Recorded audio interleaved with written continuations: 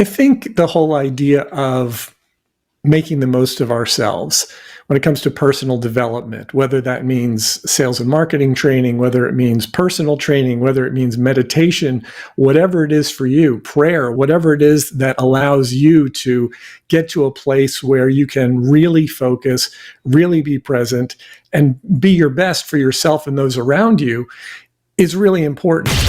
Increase sales, improve margins, and grow your business. Guaranteed.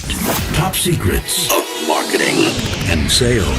Now, David Blaze. Hi, and welcome to the podcast. In today's episode, co-host Jay McFarland and I will be discussing the best holiday gift you can give yourself and your family. Welcome back, Jay. Thank you so much, David, for the opportunity to be here. And I love this question. It's a little off track from some of the things that we normally talk about. But I think as we talk about running your own business and the amount of time that it takes, taking a little bit of time out to think about your family and how you can make their holidays special, I think it's a critical topic. Yeah. And of course, because of the nature of the things that we talk about, what I'm really thinking about when it comes to the best holiday gift you can give yourself and your family, I tend to look at it as a better you, right? If you can provide yourself and your family with a better you, a smarter you, a more motivated you, a more inspired you, that is going to really make a huge difference in your business life, in your personal life, and in the life of the people that you care about. And of course, this time of year, a lot of people are focused on actual gift giving, which of course is a traditional thing as well. But when we think about what really is going to help ourselves, our family, our loved ones most, it's going to be, a healthier, happier, safer, more productive you generally. Yeah, I love this line of thinking because you could give them all the presents in the world, but if you're stressed out all the time, if you're angry because of what's going on at work and those types of things, you can't buy their love or their gratitude with gifts. Maybe they're a little bit happy in the morning, but by the end of the day, they still remember what kind of circumstances you've left them in. Yeah. I remember when the kids were really young and we'd have gifts in the morning, and by afternoon, it was like everybody was kind of cranky because you kind of get what you wanted out of the day and have too many sweets and all that sort of thing. But again, I think if we think really more in terms of what we're going to be doing and how we're going to be living and interacting with each other. A great example of this, about a week or so ago on social media, Charity Gibson, who is involved in the promotional products industry in a lot of ways, and it's just really inspiring for a lot of people. She posted something on Facebook about what happens when at some point you're doing everything for everyone else and you're not doing anything for yourself. You're not taking care of yourself. And I think it's such a great point because a lot of times people can fall into this trap of thinking, well, I don't want to be selfish. But there is a big difference between selfishness and what I refer to as rational self-interest. In other words, rational self-interest is what keeps us from stepping off of the curb and into traffic, right? Desire to look both ways before we cross the street. That's rational self-interest. Nobody would really look at that and say, oh, you're being selfish. But I think a lot of times people tend to, for themselves mostly, think, well, I should be doing more. I could be doing more. They want to help everybody else. And if you don't put gas in your own tank first, you're not going to have any energy left for anyone else. Yeah, such a good point. In fact, I saw a study just yesterday and it was talking about the high levels of anxiety in our youth, but also in adulthood. And they said, anxiety is something you don't want to have to deal with, but it's a warning sign. It's your system telling you something's going on. And we tend to just want to medicate it instead of saying, what's going on in my life that's causing that? And one of the things they identified is what you're talking about. We're not taking time for ourselves. We're putting so much pressure on ourselves that we're never taking a break. And our body is telling us, look, this is too much. You can't handle it. And instead of listening, we're going, just drug me up and I'll figure it out. Yeah.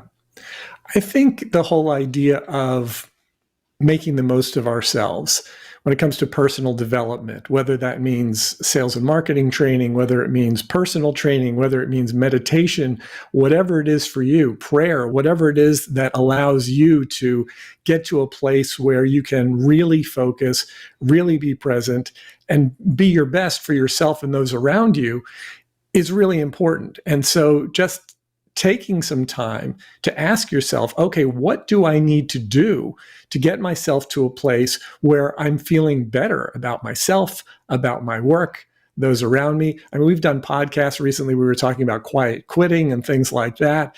And if you're at a point in your life or your career where you're just not really happy with the way things are, the way things are going, now is just a great time of year to be able to say, okay, what do I really want? And I think next week we're going to be doing a podcast on the week between Christmas and New Year. That's usually a good time for planning and that sort of thing. So we'll sort of continue this discussion next week. But in the meantime, I think for people who are just looking to make things better, it's a good time to just sort of evaluate, take stock, try to figure out what we want so that we can start to put together some plans to achieve it. Yeah, and one of the things that comes to my mind is so many people get into entrepreneurship because they have this picture of quality of life, right? That's what we want. I'm going to start my business. I'm going to have this income stream. I can take vacations. I can be with the family. So I got this quality of life coming on. And what they really did is they created a full-time job, maybe double what a full-time job would take. They now have less time away from the family, less time for themselves, and it's a very easy trap, as you know, to fall into. Yeah, and of course I know that from personal experience because I've fallen into a time or two myself. And it's interesting too because, I mean, people who love what they do have a tremendous advantage in the sense that when they do end up overworking or doing more than they should, they're still pretty happy about it. I consider myself one of those people where I really just love what I do. So it's work, but it's the kind of work that I really enjoy. This year is a great example. I could have taken a lot more time off than I did, and I kind of forgot because I just really enjoyed what I was doing. I love the people that I work with. I love interacting with them. I love helping them grow their businesses and grow their sales and get the results they're looking for. So I think as you look back on the year, you say, okay, well, what was great? What wasn't so great? What could I have done better? What could I have done differently? And what do I want to do for next year? And again, we'll get into that next week. But just thinking in terms of what we can do for ourselves and our family as it relates to being better, being more present, I think that's a good place to be. Yeah, I love that, being more present. But I also think about all the podcasts we've done over the last months, and we've talked about systems and ways to make your business run better, to make it grow better, to have these systems in place. I think having a plan, implementing a plan, having goals, all of those things, if they're implemented properly, are going to de-stress your life and ideally allow you to be present with your family because you're not sitting at the dinner table if you still eat dinner together, because I know that's a rarity today, even with the way things are going on, that you can be present and instead of, having your wife saying something to you and you're thinking about a client at work and you're just going, yeah, sure, whatever. Yeah, if you have your cell phone turned upside down on the table while you're eating with your family, that doesn't count as being away from work. It really doesn't. And again, I know there have been times where I've done that. It's like, what's the point? As if it's upside down, like it's not really there, or like it's not really going to impact you.